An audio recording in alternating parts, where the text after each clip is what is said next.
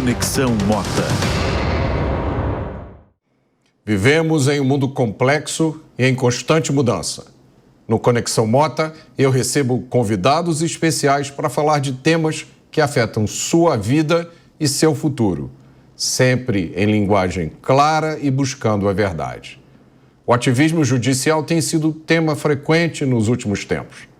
Testemunhamos suspensão de contas, bloqueio de redes sociais e remoção de conteúdos. É preciso perguntar quais são os limites da liberdade de expressão hoje. Quais são as consequências da insegurança jurídica? Para debater esse assunto, eu recebo no Conexão Mota André Marsiglia, advogado constitucionalista e especialista em liberdade de expressão, e Duda Teixeira, jornalista e editor da revista Cruzoé. Marsiglia, Duda, sejam bem-vindos. Eu proponho que a gente comece pelo tópico mais quente. Eu queria que vocês comentassem a decisão que tirou do ar a rede social X. Mota, obrigado pelo convite, um prazer estar aqui. Eu vejo como o maior ato de censura de maior envergadura na história do Brasil. São mais de 20 milhões de brasileiros que não estão podendo se expressar e que estão sendo impedidos de acessar informações importantes, né? Desde informações sobre o que está acontecendo no Brasil, em outros países, até questão de...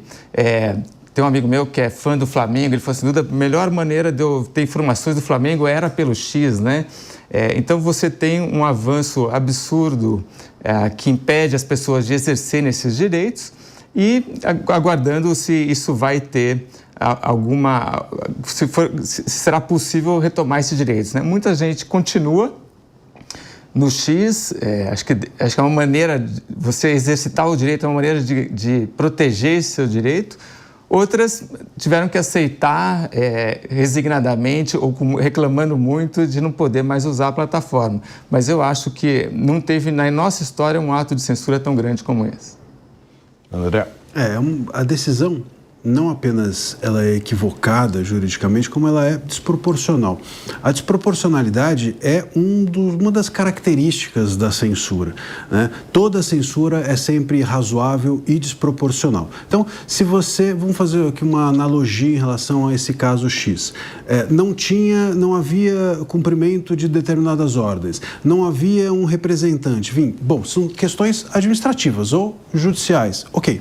Mas se uma padaria ela descumpre ordens judiciais, se uma padaria deixa de ter lá o código do consumidor em cima do balcão e eu fecho a padaria, qual é a possibilidade de eu passar a cumprir a ordem se eu a fechei?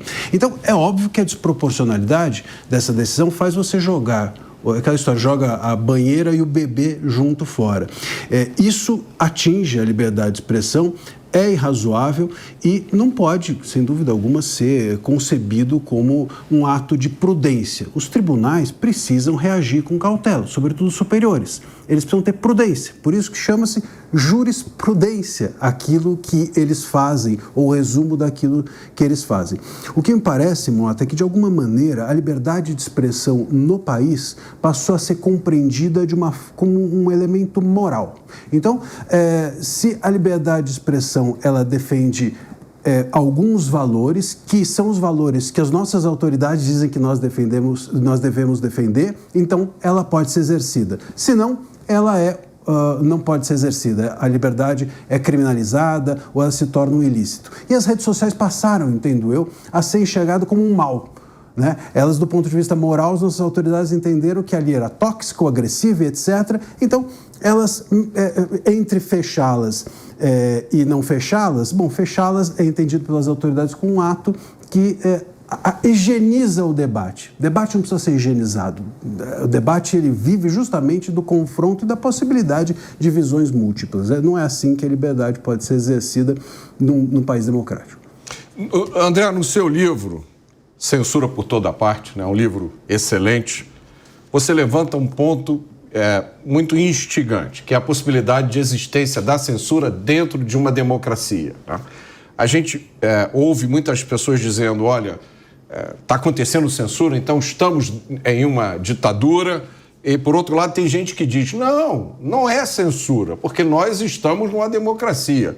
E você diz que não, você diz que a censura pode existir numa democracia, a censura não é só promovida pelo Poder Executivo, mas durante um período democrático era mais comumente feita pelo Judiciário.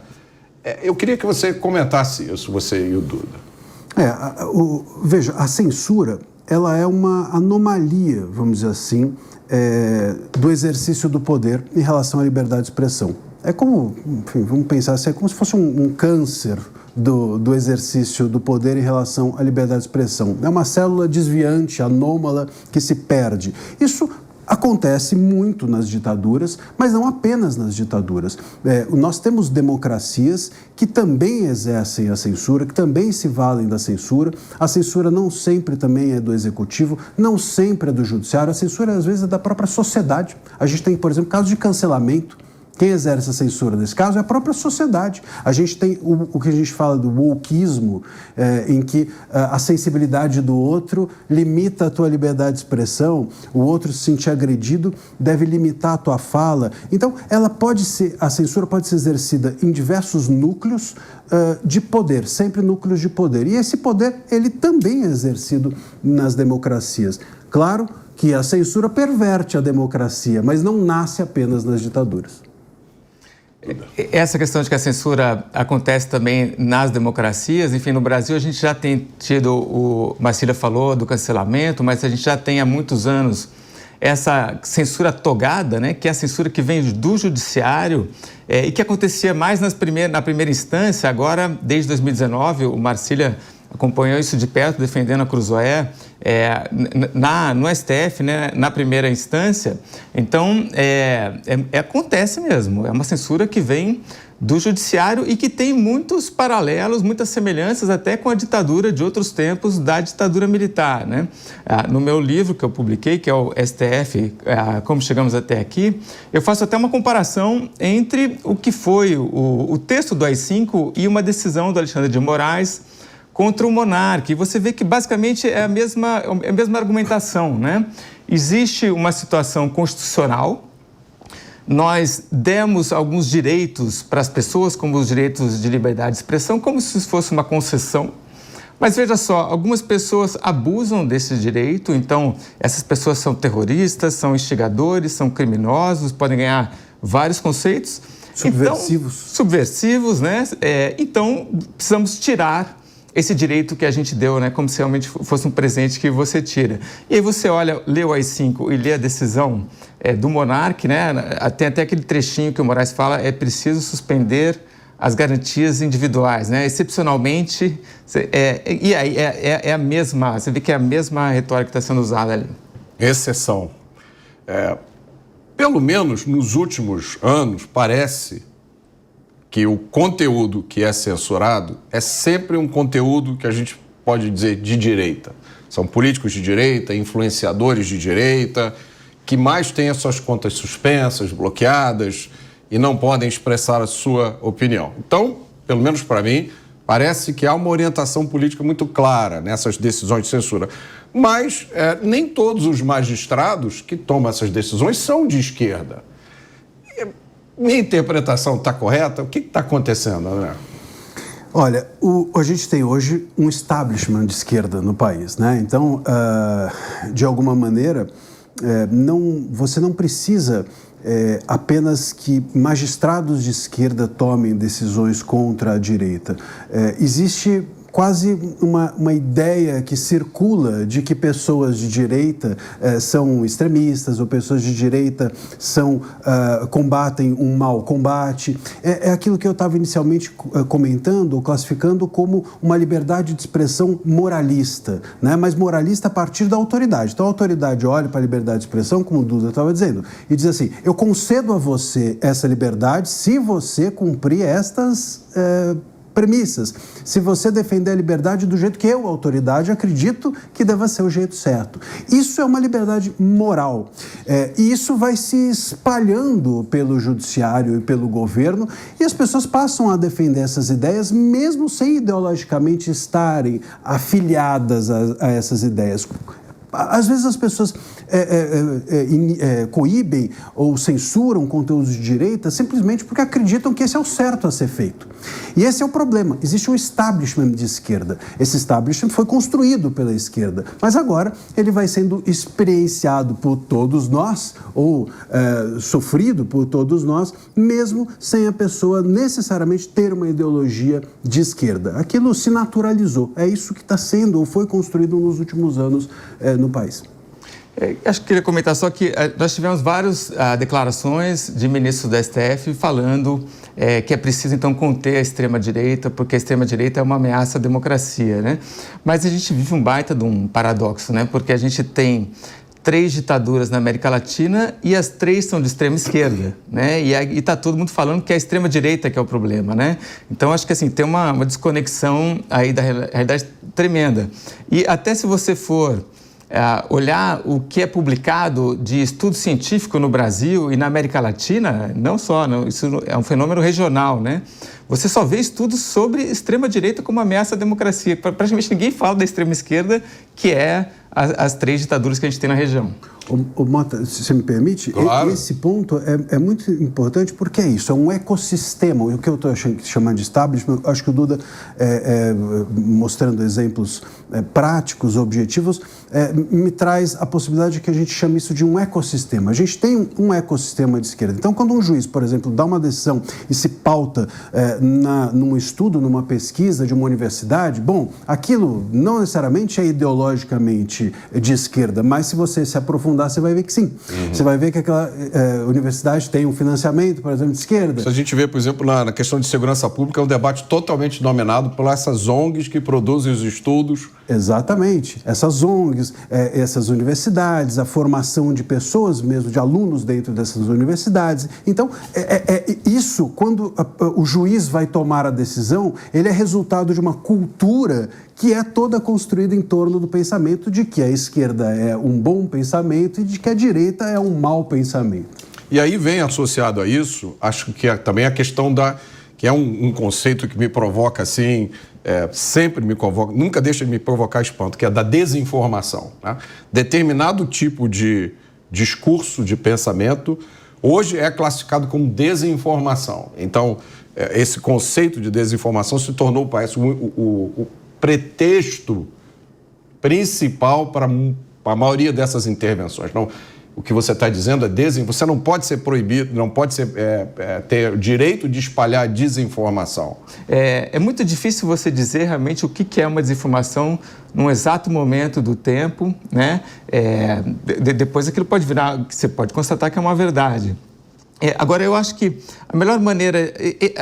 É claro que você entra na rede social, tem de tudo, né? Tem coisas que são verdadeiras e tem coisas que são mentira.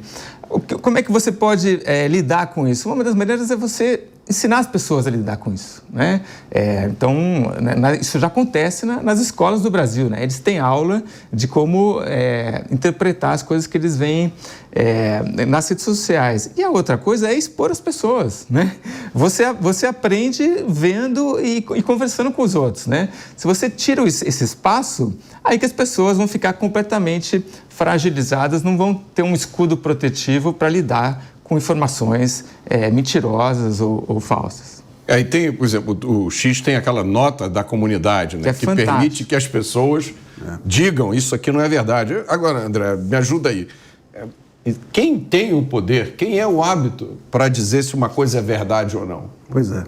Eu gosto de dizer que Aristóteles passou, junto de Platão e tantos outros filósofos, séculos, né, de filosofia, passaram discutindo o que é a verdade, mas agora parece que a nossa Suprema Corte chegou à conclusão. Então, nós não precisamos mais dos filósofos, já temos a resposta. Quer dizer, é impossível lidar dessa maneira. Eu acho o seguinte, que desinformação, aliás, eu não gosto dessa expressão de qualquer forma. Eu também acho porque horrível. Se você desinforma, você está informando ao contrário, mas é uma informação informação ainda. E uma informação que gera debate. E o debate precisa de contraponto, senão não é debate. Uma fala única é tudo menos democrática. Uma fala única é o símbolo do autoritarismo, a voz única.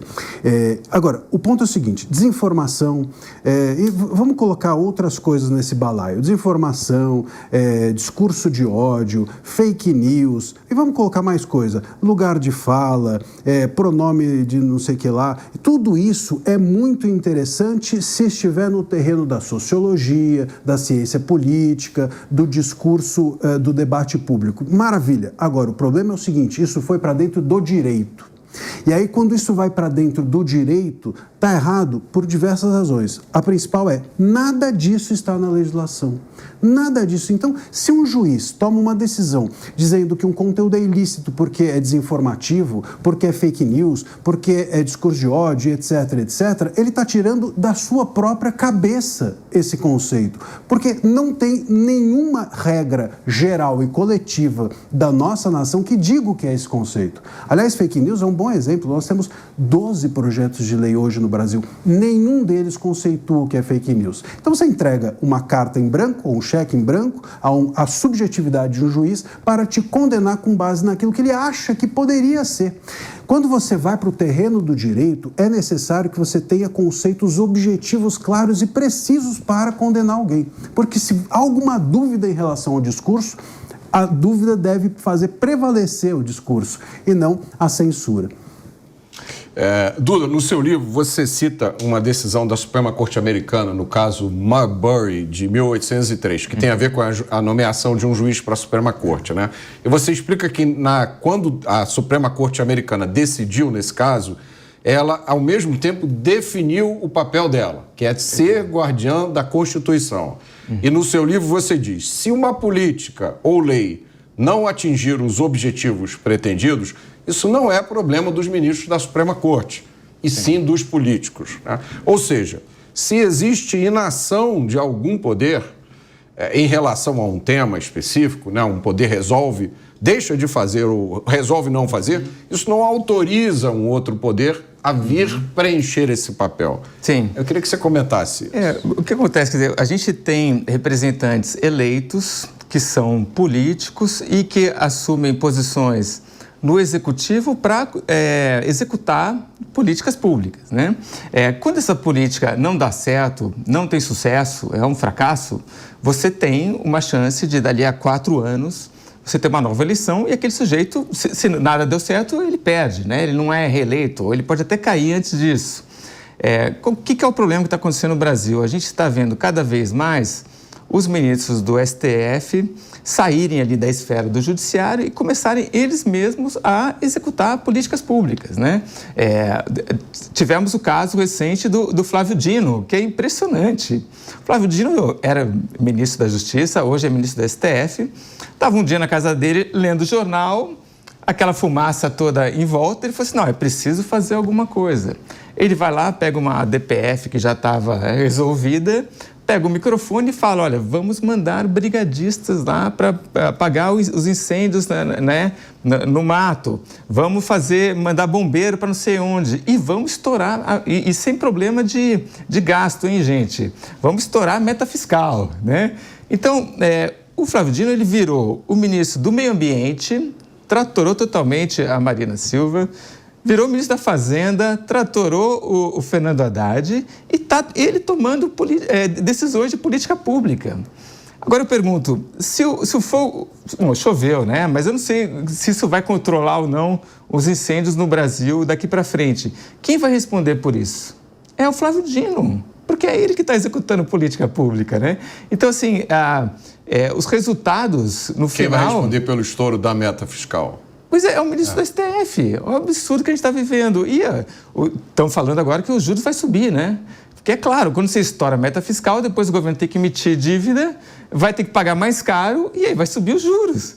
Então, olha o que eles estão fazendo. E o exemplo da Suprema Corte é esse, é uma decisão do John Marshall, que nos Estados Unidos é um herói, né? Tem um monte de estátua dele na Suprema Corte, em Washington, e ele é que mostra esse caso de autocontenção, né? Na hora de decidir, ele fala, olha, esse caso realmente o Marbury deveria ser nomeado para a Suprema Corte, mas mudou o presidente e a gente não vai fazer nada. Eu só digo o seguinte, ó, essa lei aqui é inconstitucional, mas eu não vou mandar mandato de segurança, nada disso, para garantir uma questão que eu explico melhor no livro. Mas, assim, é um exemplo só de... daqui para frente a gente não vai. Né? A Suprema Corte vai ficar só reagindo às situações, mas a gente não vai executar política pública, que é o que o STF está fazendo aqui à torta e direito. E está executando sem saber executar, porque eles não são políticos, né? E eles não conhecem, inclusive, qual é o desejo do povo em relação às políticas públicas, né? A gente tem um conceito interessante que é o de democracia militante, que é o que, de alguma forma, talvez esteja acontecendo de algum modo no país, que é você, e tem essa visão que a gente comentou, né, moral sempre por trás, que é os ministros do STF acreditam, eu imagino que acreditam que nós temos um Congresso não dos mais brilhantes, digamos assim, que o Executivo ele não consegue fazer as coisas e etc. Então, eles são os responsáveis. É mais ou menos como uma mãe que o filho não faz as coisas, ele fala, não, deixa então que eu mesmo faço, ou um pai. Veja, a gente não precisa de mãe, não precisa de pai, e a gente precisa que os poderes se harmonizem. É assim que é composta uma democracia. Você até comentou sobre democracia e ditadura e etc., um conceito bastante relevante para a gente perceber que uma democracia está perdendo a sua capacidade democrática é a sobreposição de um poder sobre os demais. Porque uma característica fundamental da democracia é o que a gente chama de pesos e freios e contrapesos. Então, se um poder ele não consegue frear os abusos ou possíveis abusos dos outros poderes, nós temos um problema democrático sério. Então, se um poder se sobrepõe e nenhum outro consegue frear isso, bom, a democracia está caminhando para algo que, no mínimo, a relativiza. Eu costumo dar o exemplo de, imagine que os deputados e senadores resolvessem chamar para eles processos judiciais que estão parados há anos no judiciário, porque eles vão julgar, né? É uma coisa boa, seria positivo para o Brasil o judiciário andar mais rápido, né? Mas não pode, porque está completamente fora dos poderes deles, né? Vou só comentar essa história da democracia, né, que o Marcília colocou para a gente ver como é que está o equilíbrio dos poderes, né, como uma medição para a gente ver em que pé que está a democracia. Mas eu acho que tem outras maneiras também da gente avaliar isso, porque a democracia, de fato, é um conceito casca, né? Você põe o que você quiser ali dentro, né? E o Maduro, por exemplo, acha que tem democracia na Venezuela. O Lula já concordou com ele, disse que tem excesso de democracia. Mas como é que você sabe, então? Então, você vê que claramente o Maduro domina todos os outros poderes, mas eu acho que também tem a régua pessoal, né? Que, assim, o venezuelano fazer análise de como estão os direitos dele, né? De como estão as liberdades, né? Um venezuelano pode sair e fazer um protesto na rua? Não pode, né? Ele pode escrever um jornal? Não pode. Ele liga a televisão, só tem canal estatal, né? Então, para os brasileiros agora também fazerem essa análise, né? Eu acho que a gente está numa democracia problemática, mas é isso. O brasileiro hoje consegue exercitar a liberdade de expressão hoje, né? Essa suspensão do X, eu acho que coloca isso em questão. Essa questão do equilíbrio, na verdade, a gente tem os conceitos de democracia, né, de república, que é na república que você tem os três poderes independentes, e de Estado de Direito, que são, às vezes, a gente acha que uma coisa é exatamente igual a outra, mas não é. Eu queria que vocês falassem sobre esse conceito de neoconstitucionalismo. O que é isso? O que a Constituição de 88 tem a ver com isso? Essa ideia de neoconstitucionalismo, que inclusive o ministro Barroso é um dos pensadores desse conceito, tem a ver com uma corte que ela vá para além do trabalho passivo, né? Ela reage, ela milita, ela atua e ela atualiza, vamos dizer assim, a Constituição. Ou seja, ela passa a gerenciar a democracia.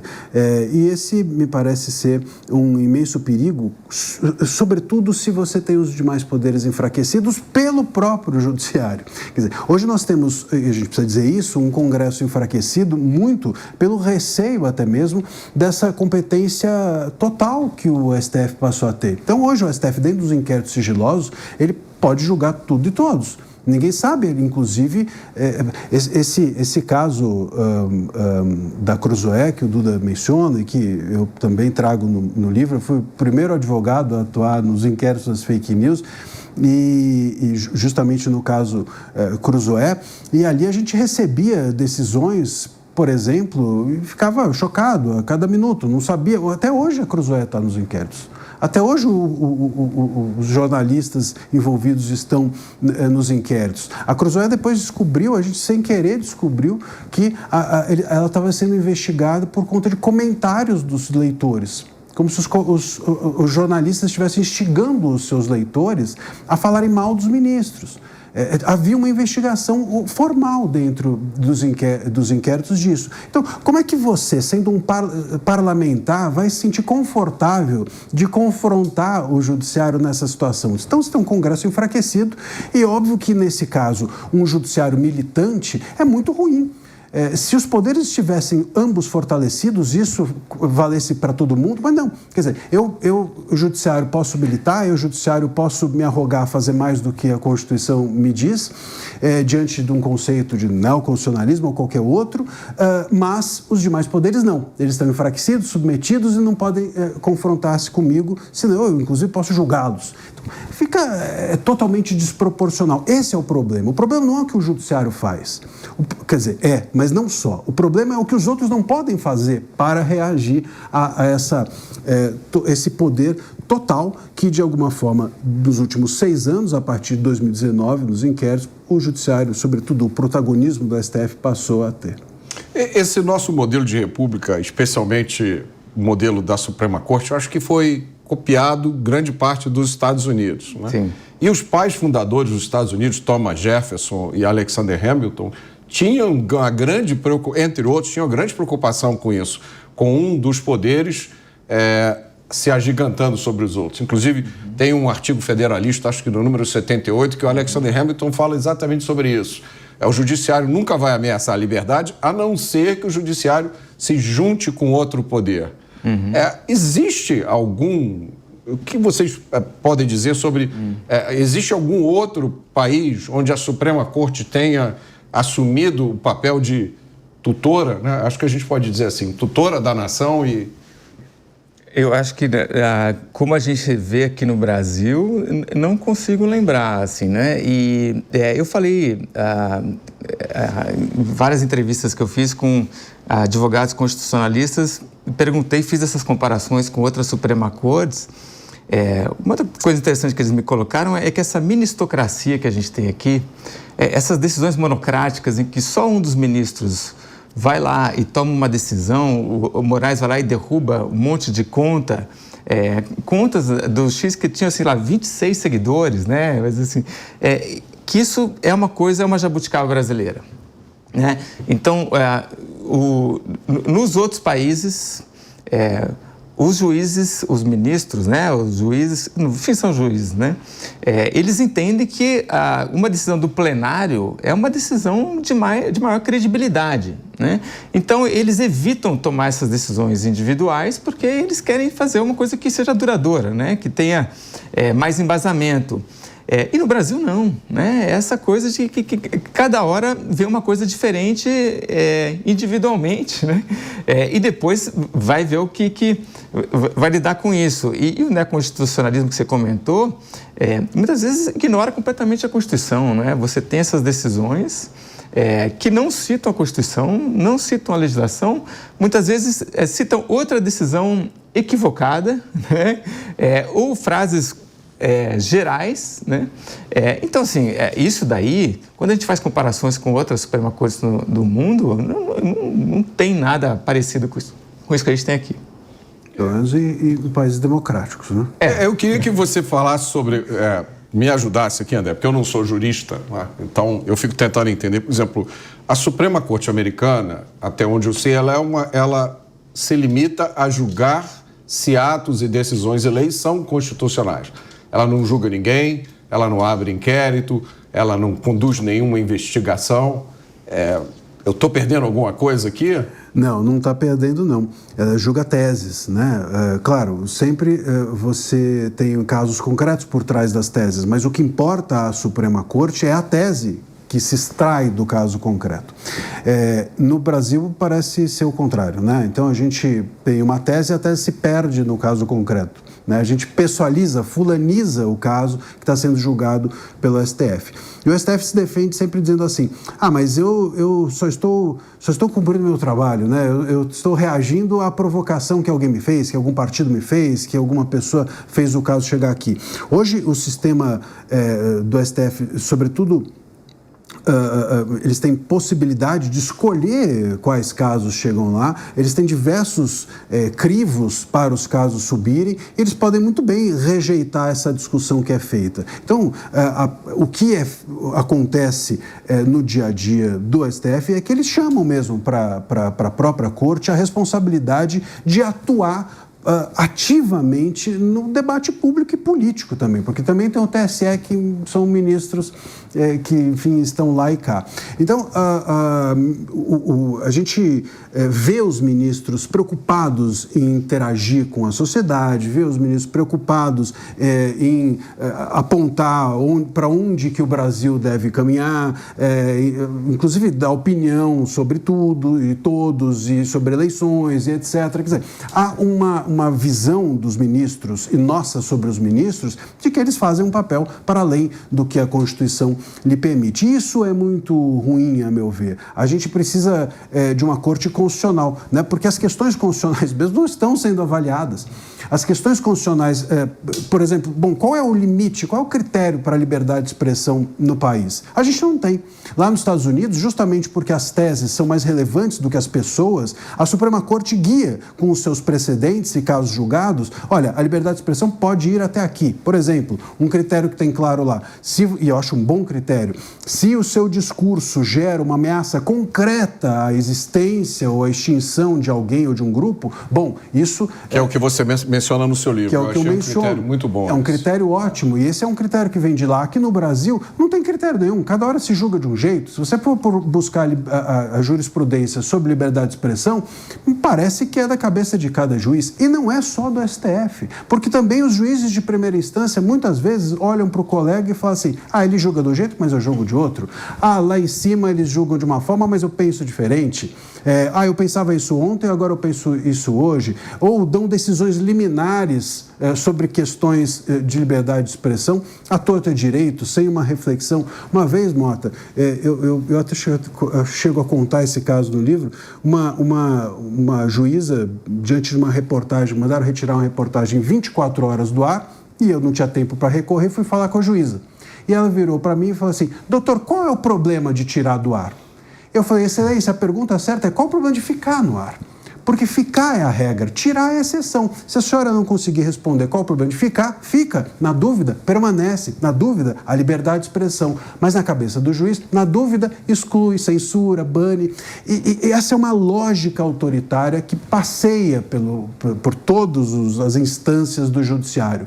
Mas, como o Duda até disse no início, o nosso grande problema é que o STF era a entidade que revertia essas decisões precipitadas ou equivocadas das demais instâncias. Hoje, ele é a instância que promove esse tipo de pensamento e vai escalando para baixo. Até quando essa reversão costumava acontecer? Qual foi o marco em que esse jogo virou?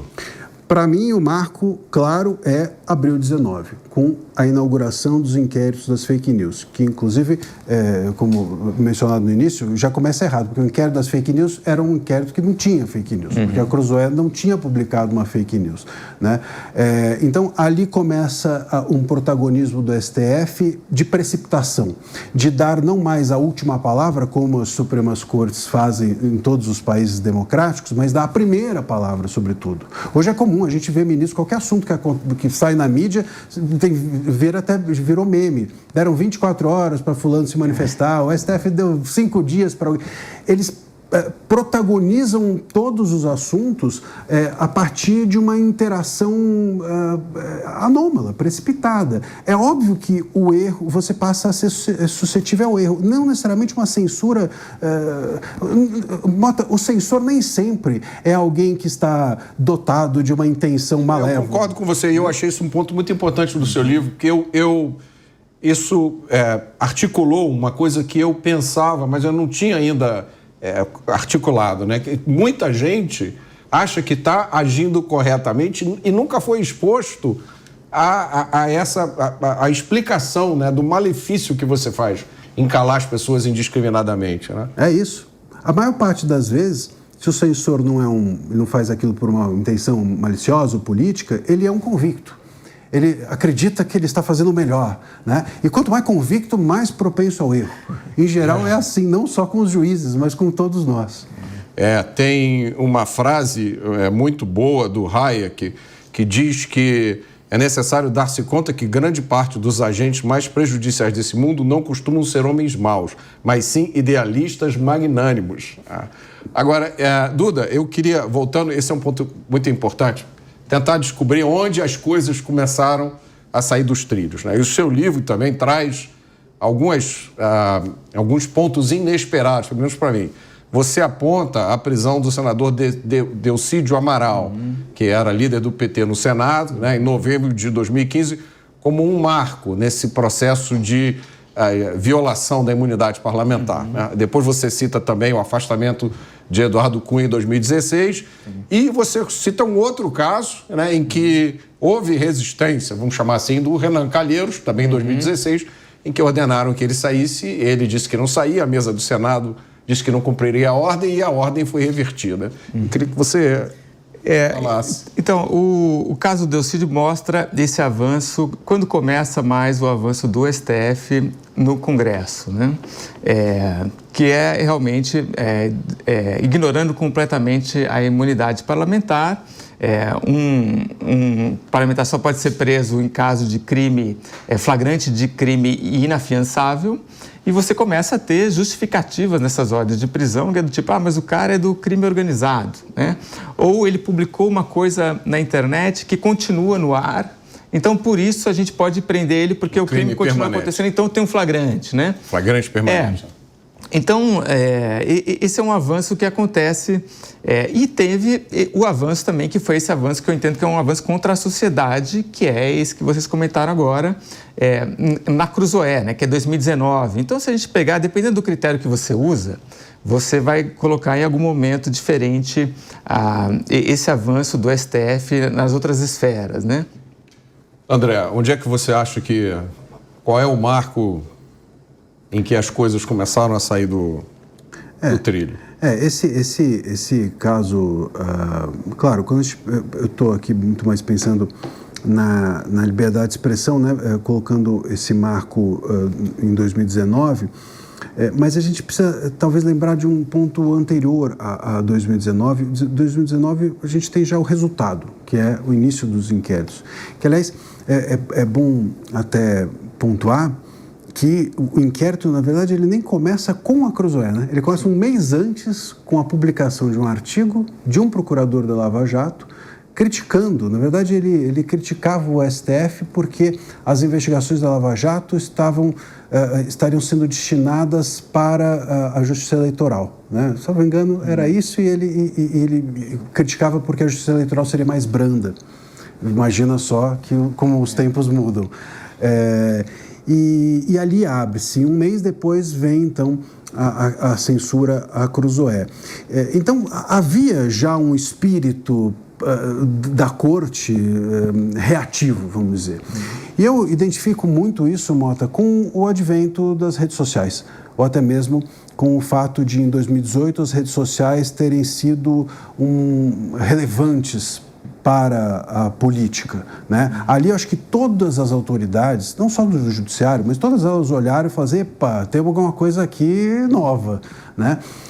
Basta a gente lembrar que, por exemplo, o Alckmin teve o maior tempo de TV de todos e 4,7%, uma coisa assim, por cento de intenções de votos, né? Então, as redes sociais foram decisivas. Bom, e aí, a partir dali, as redes sociais passaram também a ser entendidas como um risco, um perigo, algo a que se tem que regular e etc. Aí vem a Cruzoé como uma revista digital, diretamente ligada às redes. Então, o fenômeno das redes me parece ser algo com o qual o poder não sabia lidar.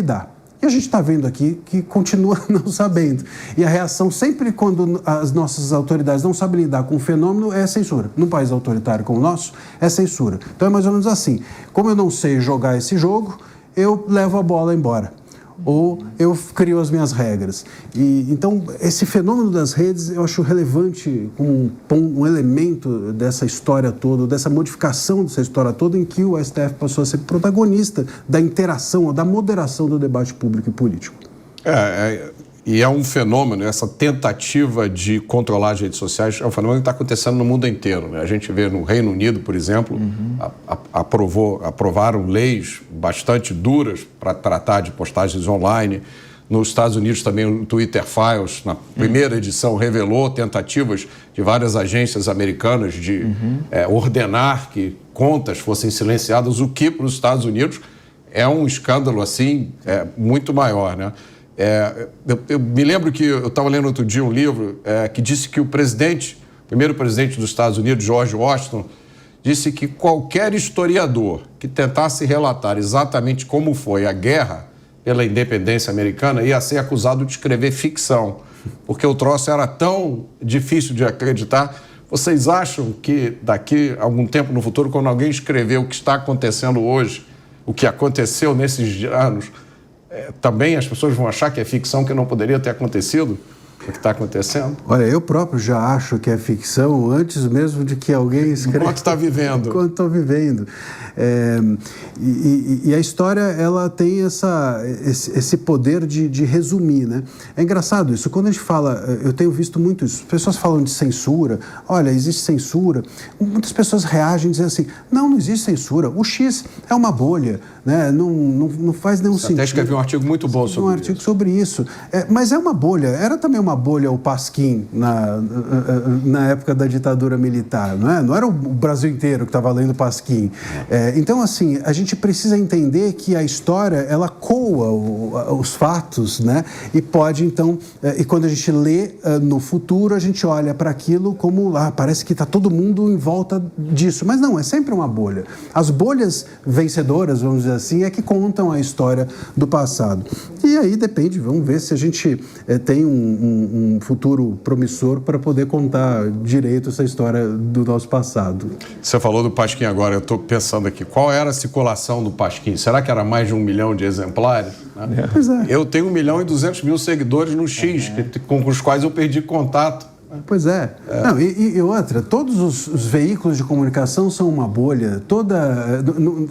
Não tem como você... se você for pensar que bolhas podem ser excluídas, enfim, a gente acaba caindo numa completa maluquice em relação a esse tema.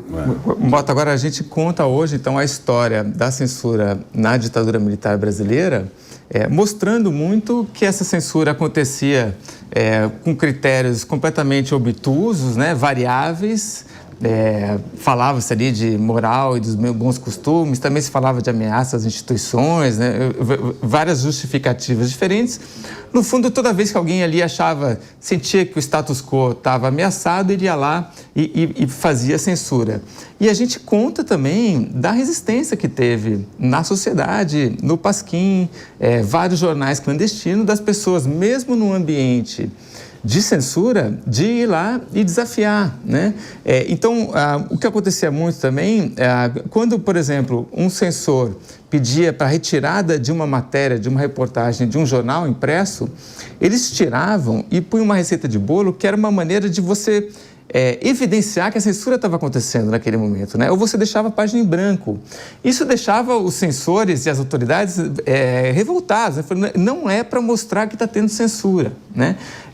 Então, essa gente desafiou, né, esse sistema e foi uma história bonita. Muita gente na esquerda tem orgulho e gosta de falar dessa história. O historiador do futuro, eu espero que ele tenha liberdade para contar o que a gente está vivendo, né? E eu espero que ele mostre, e se ele tiver liberdade, certamente ele vai mostrar essas pessoas que estão hoje reagindo e desafiando, usando a liberdade de expressão, mesmo no ambiente que a gente vive hoje de censura togada. Você tem essa experiência de conhecer pessoas que faziam parte dessa turma do Censura Nunca Mais, da Anistia Ampla, Geral e Irrestrita, e que embarcaram nessa maré da censura do bem e que hoje estão dizendo que tem que, né, que essas decisões de retirada de conteúdo são boas? Não, eu tenho contato pelos livros que foram escritos sobre essa fase, tá? O Brasil Nunca Mais, os livros de censura e curiosamente, muitas vezes nessa censura que acontece agora, eu procuro esses especialistas que escreveram esses livros sobre a censura do passado e eles não falam comigo, tá? É difícil, assim, sabe? Tipo, realmente as pessoas entendem a censura, a censura boa, né? E que é a de hoje, contra a direita, e a censura ruim do passado, que era contra a esquerda, né? Infelizmente, tem isso. Vocês acreditam que é possível... Bom, vou fazer a pergunta mais difícil do mundo, né? Que envolve prever o futuro. Mas, André, você acredita que essas decisões controvertidas, polêmicas, possam ser revistas e revertidas? Do ponto de vista jurídico ou do ponto de vista político? Porque tem isso aí. De uma forma ou de outra. Você acredita que é possível, ou provável, que isso venha a acontecer? Olha, sobre o X, eu creio que não. Eu acho que a gente, juridicamente, é muito difícil, porque o X, para reverter essa decisão, precisa nomear um representante aqui para poder recorrer. Hoje tem uma DPF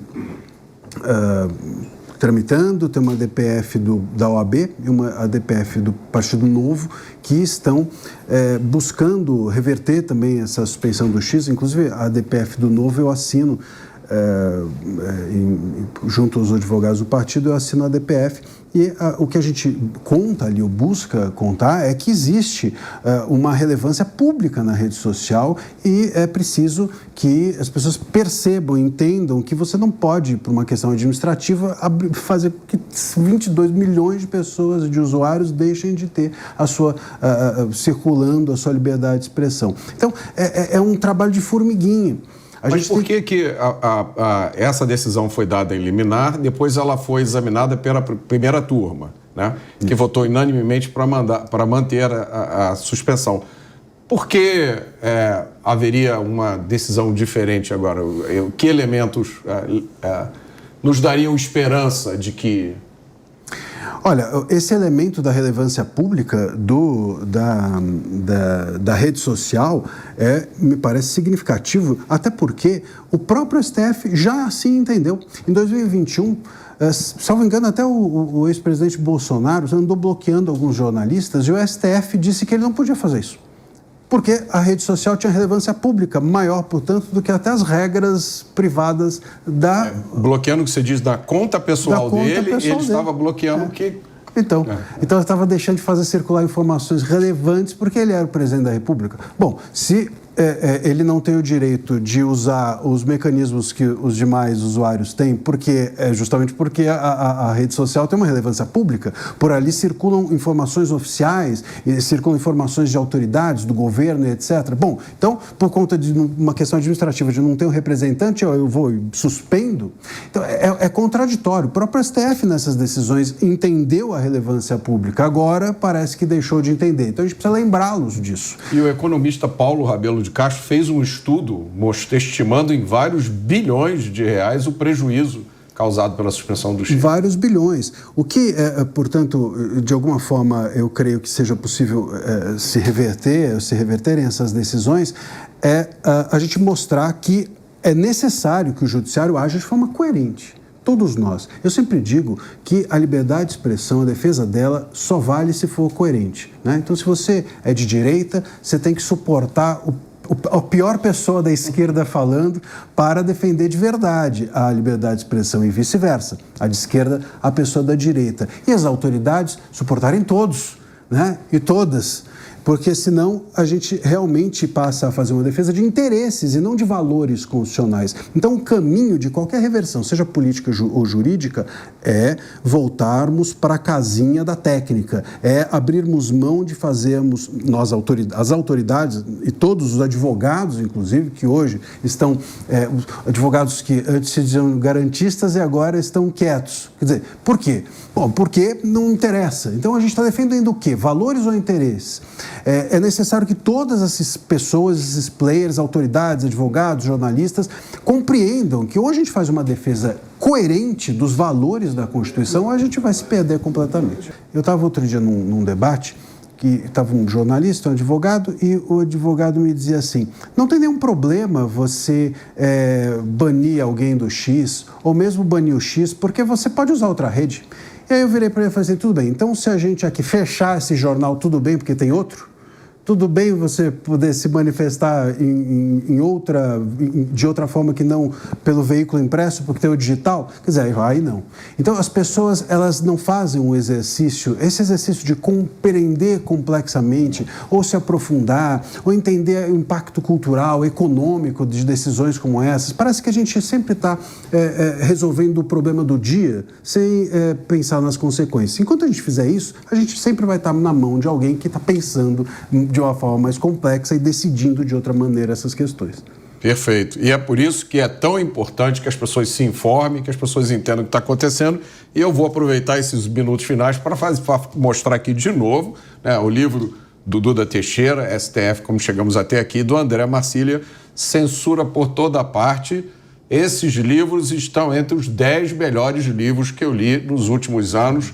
Eles têm uma clareza, uma objetividade fantástica, né? Tem uma frase do Goethe que diz que a clareza é a gentileza do gênio. Então, vocês dois estão de parabéns, porque são 2 livros sensacionais. E o Conexão Mota fica por aqui. E para você que gosta do jeito Jovem Pan de notícias, não deixe de fazer a sua assinatura no site www.jp.com.br. Você vai ter acesso a conteúdos exclusivos, análises, comentários e acesso ilimitado ao Panflix, o aplicativo da Jovem Pan. Obrigado pela sua companhia e até a próxima semana. Conexão Mota.